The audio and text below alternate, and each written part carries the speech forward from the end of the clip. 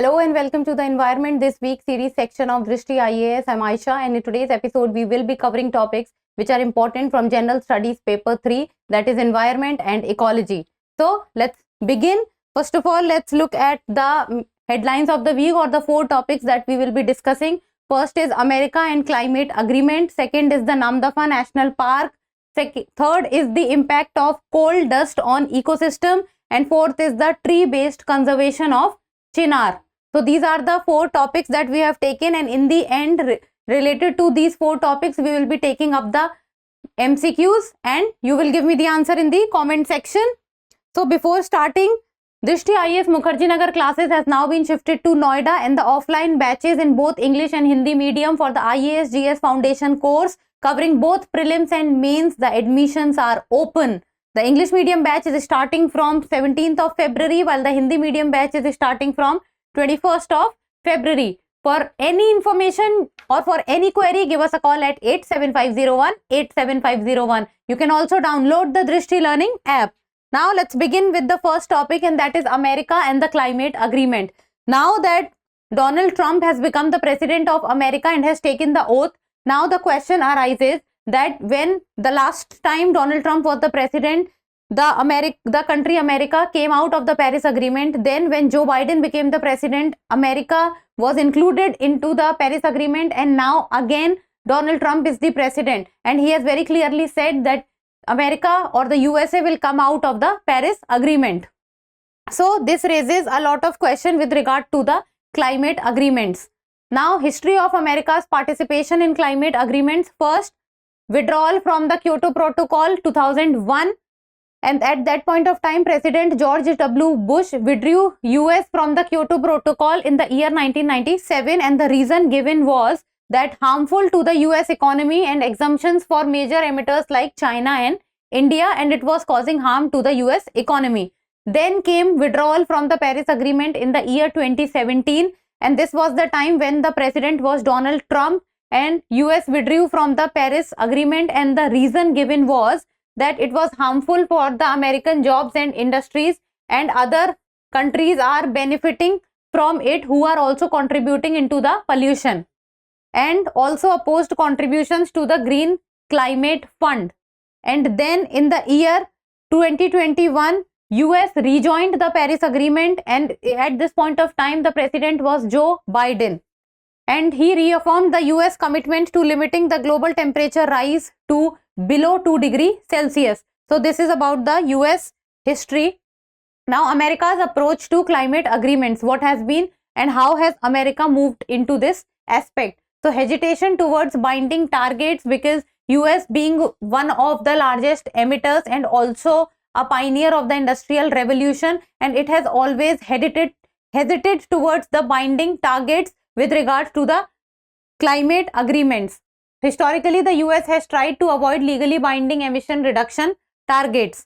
Now, ongoing influence in negotiations. Despite withdrawing from climate agreements, US continues to send large delegations as observers and remain closely involved in the global climate negotiations, even though they are not in favor of participating in the climate agreements, but still they keep an eye on what is going on the climate agreements. Now, bipartisan support for fossil fuel production. Both Republican and Democratic administrations have supported fossil fuel production, and if we will see, then on the first day the executive orders which was signed by the American President Donald Trump, one of the orders talked about the energy emergency. It talked about more oil and gas needs to be produced in America and also in the region of Alaska. Then greenhouse gas emissions and America's progress. Emission reduction targets. So by the year 2022, US had only achieved 1/3 of its emission reduction target for the year 2030. Then in the final weeks of the Biden administration, US commitment increased to reduce emission by 61% to 66% of the 2005 levels by the year 2035. So even they are running behind the targets which they have set for themselves. Then investment in renewable energy. Despite withdrawing from climate agreements, US has significantly increased investment in renewable energy, and especially this has come from the private finances. Renewable energy, they also look to move towards the solar energy, wind energy, geothermal energy. Then the next topic is the Namdapha National Park. So about Namdapha National Park, Namdapha is actually the name of a river that originates from the park, and then that river merged with the now Dihing river. So Namdapha is also a river, and this river has a very major role with regard to the name of the national park, and then this river goes and merge into the Nuwa Dihing river.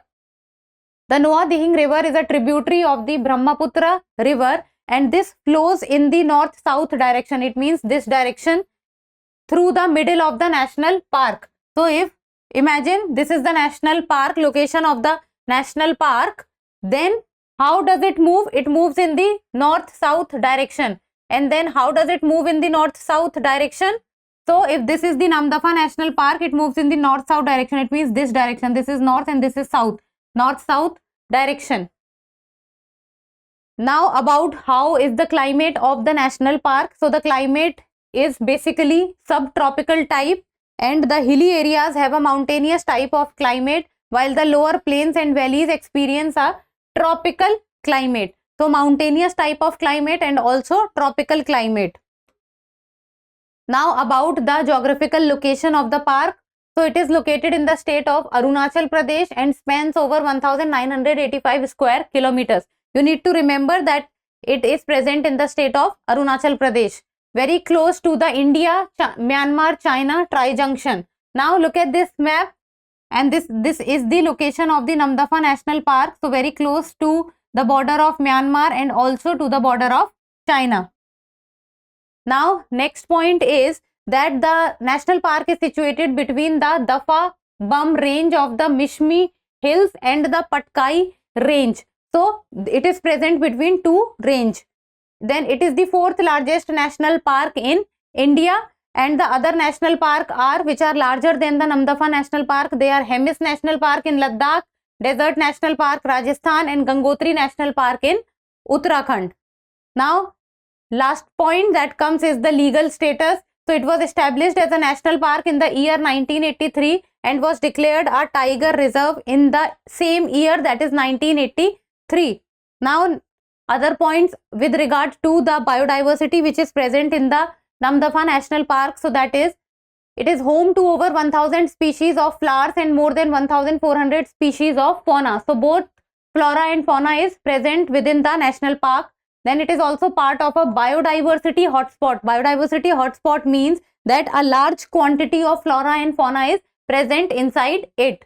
Then it is the only park in the world where there are 4 similar big cat species found, and these big cat species are tiger, leopard, snow leopard and clouded leopard. Then it is also known for critically endangered species like Namdapha flying squirrel, which was last seen during the time of 1980s and 1990s. Now this is important. You should know that the Namdapha flying squirrel is found in the Namdapha National Park, and that is present in the state of Arunachal Pradesh. About the flora, so that is tropical evergreen forest is found within the national park. Now coming on to the third topic, and that is the coal dust. So what is the impact of coal dust on ecosystem? So what is a coal dust? So during the time of mining, grinding, so the small particles of coal which comes out in open and pollute the ecosystem, that you can say is the coal dust in a very simple and a layman's language.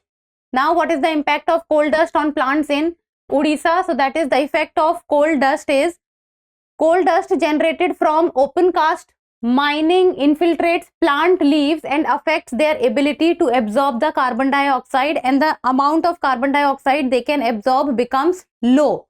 Then what does the study finds? A study found that when 1 gram of coal dust is present on leaves, plant absorbs 2 to 3 gram less carbon per square meter, leading to a reduction in carbon absorption. And this can be a very dangerous sight for the people who are working in these conditions, as the plants are not absorbing the amount of carbon dioxide which they must absorb. About the overall impact over the large area, this decrease in carbon absorption could over time contribute to an increase in global temperature rise, because a lot of carbon dioxide will be present in the atmosphere. Now, methodology and satellite data, what does it talk about? So the satellite data, researchers used data from Landsat 8, 9, Sentinel-2 and PlantScope satellite to estimate the dust falling on leaves in the mining region of Odisha. Then what else was there? What will be the impact on plant health and ecosystem?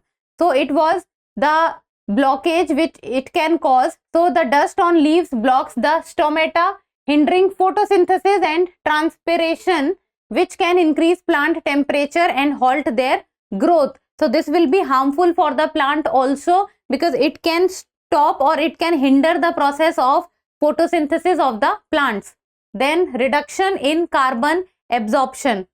Due to the blockage of stomata, plants absorb less carbon dioxide, which poses a threat to the local ecosystem, because over a large period of time, the place where the coal dust is coming at a larger amount, even though the process will be slow and gradual, but over a period of time, the plant life will also be in danger, and the people living there will also be in danger, and the temperature of the region will also increase. Now the next topic is the tree-based conservation of Chinar. Vriksh Aadhar mission. So to conserve the Chinar trees, the Vriksh Aadhar mission has come up, and the Jammu and Kashmir government has launched the Vriksh Aadhar mission. And what is the objective of this mission? It is to conserve the Chinar trees of the region which have been declining over the years, and the mission will involve counting the Chinar trees and giving each tree a unique identity. Like for example, like the Aadhar number, each person has a different Aadhar number. So each Chinar tree, for their conservation and preservation, will also be given a unique identity. So Chinar tree is a large tree that resembles the maple tree, and it is found in cold climate regions with sufficient water, and is a characteristic tree of the eastern Himalayas. You need to know that which state government has launched the Vriksh Aadhar mission. So that is the Jammu and Kashmir government. It takes 30 to 50 years to mature and can take up to 150 years to reach full size. It means the life cycle is very long. Its height can reach up to 30 meters and its diameter can range from 10 to 15 meters.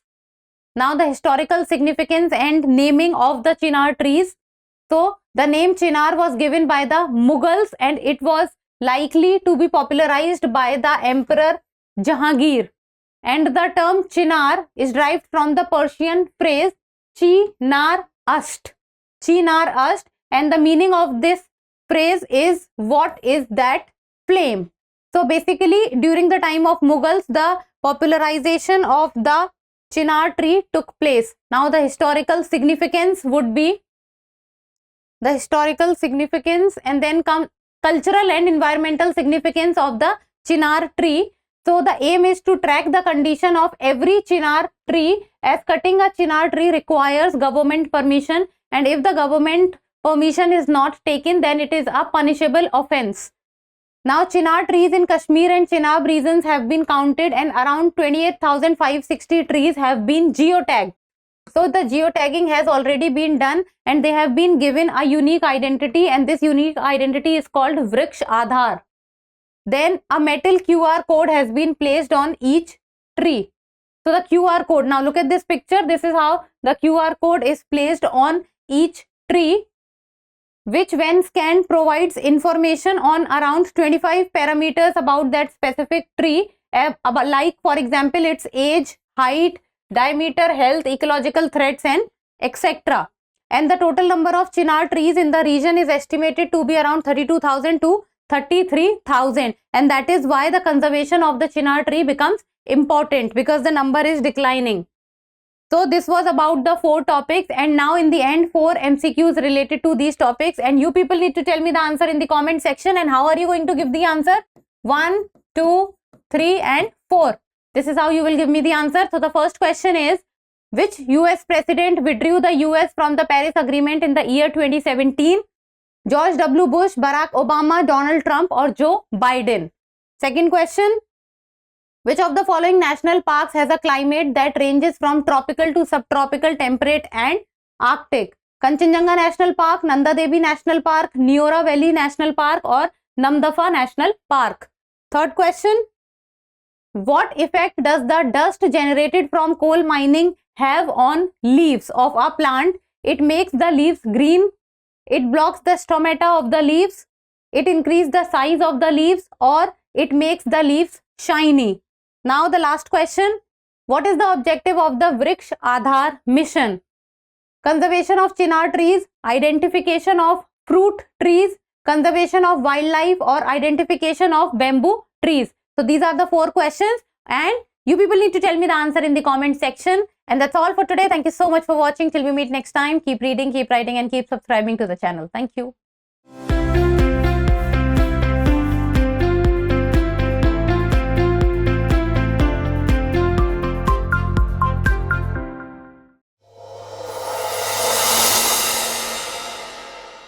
For more informative content, like, share and subscribe, and do not forget to press the bell icon to get the notifications.